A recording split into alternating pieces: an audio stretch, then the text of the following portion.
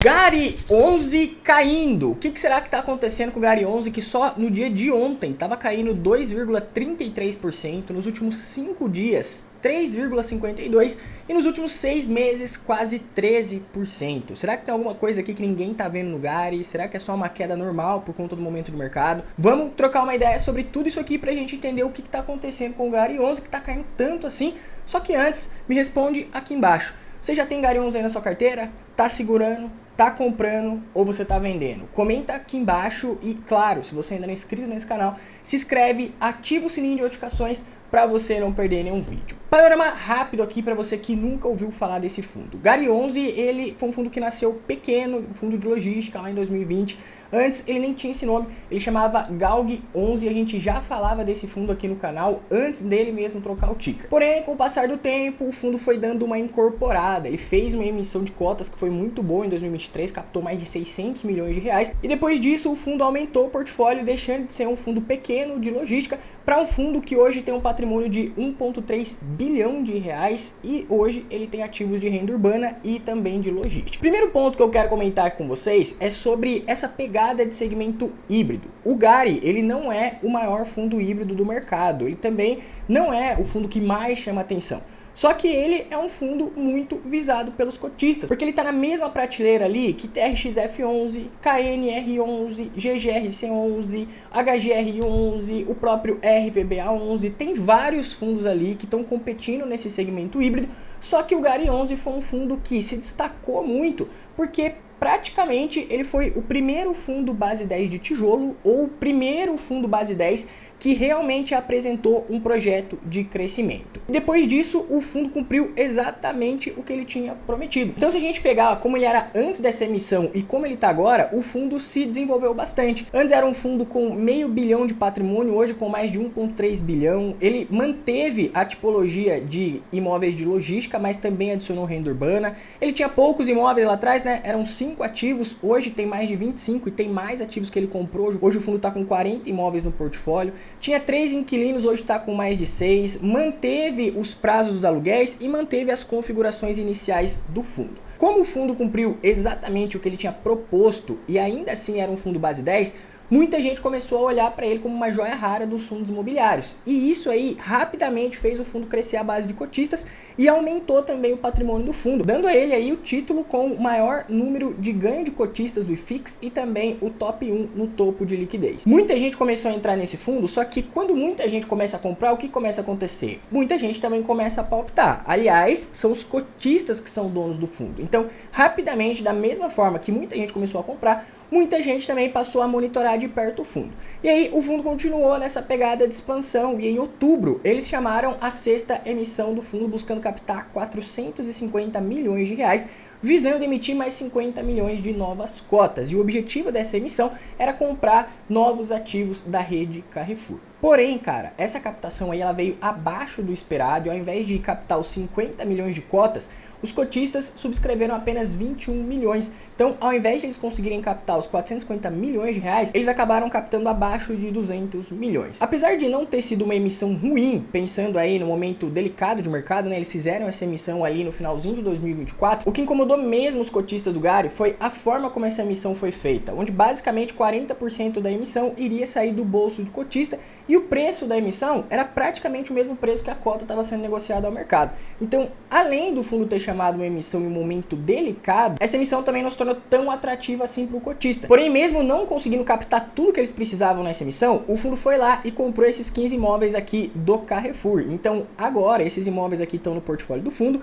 e o Gary, que antes era um fundo pequeno de logística lá, meio bilhão de patrimônio, apenas 5 imóveis, hoje tem 40 imóveis no portfólio atuando aí em logística e renda urbana. Como vocês estão vendo aqui, o fundo manteve as mesmas configurações lá do início, né? Ele manteve ali 100% dos contratos atípicos, os prazos de aluguéis mais extensos, né? O prazo de aluguel médio aqui quase 15 anos. Os inquilinos também são inquilinos de qualidade e também é um fundo bem diversificado, né? Apesar de ele ter concentrado um pouco mais aqui em renda urbana, 67% em renda urbana, 33% em logística, ainda continua sendo um fundo aí bem pulverizado aí em relação aos estados do país. Porém, como a gente sabe, todo processo de crescimento envolve dívidas. E o que aumentou no Gary 11 foi que o passivo do fundo começou a aumentar bastante, principalmente depois que ele fez a compra desses imóveis, sem conseguir levantar todo aquele dinheiro na captação. Então hoje a alavancagem do fundo está em 24%, depois você pode dar uma olhada aqui no relatório para você entender um pouco mais de como eles conciliaram essa dívida com os novos imóveis que eles colocaram no portfólio. Quais são os pontos de atenção aqui que a gente tem que ficar de olho para depois a gente entender melhor por que o Gary 11 está caindo? Primeiro, a gente tem que olhar os pontos positivos. O fundo saiu lá de um fundo pequeno, meio bilhão de patrimônio, 5 ativos, para mais de 1,3 bilhão de patrimônio e 40 imóveis.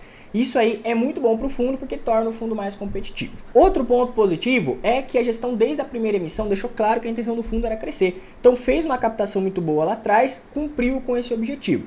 E mesmo com todo esse desenrolar de crescimento do fundo, o fundo manteve as mesmas características iniciais que ele tinha lá em 2020. Ser um fundo com contratos 100% atípicos com prazos mais longos, ter 100% de multa integral caso tenha algum contrato rescindido, mantendo o segmento híbrido, agora renda urbana e logística, e também realizar ganho de capital quando eles identificarem alguma oportunidade, que foi o que eles fizeram com aquele imóvel da BRF antes mesmo de comprar os 15 imóveis do Carrefour.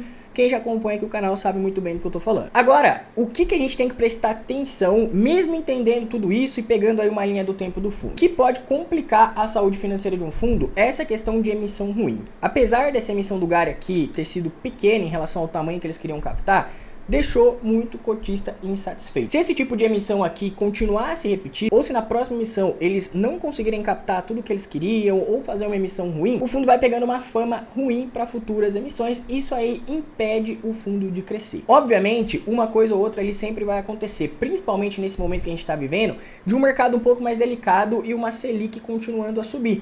A gente sabe que quando a Selic sobe, cara, começa a pipocar muita coisa. Mas é exatamente por isso que a gente tem que tomar cuidado quando a gente tem um fundo com um pouco mais de alavancagem. Esse ponto de alavancagem aqui é um ponto em que o fundo comprou os ativos do Carrefour, mesmo sem conseguir fazer aquela captação, só que agora o fundo está com um passivo de 24%. No meu critério, para ser um fundo financeiramente saudável, a alavancagem precisa estar abaixo de 20%. Obviamente, a gente sempre tem que analisar pontos individuais, porque cada dívida é um tipo de dívida. Porém, o fundo ele pode conseguir se controlar aqui, porque ele ainda tem um caixa, ele também tem bastante ativos ali no portfólio, ele poderia fazer um giro de carteira ali para conseguir liquidar esse passivo.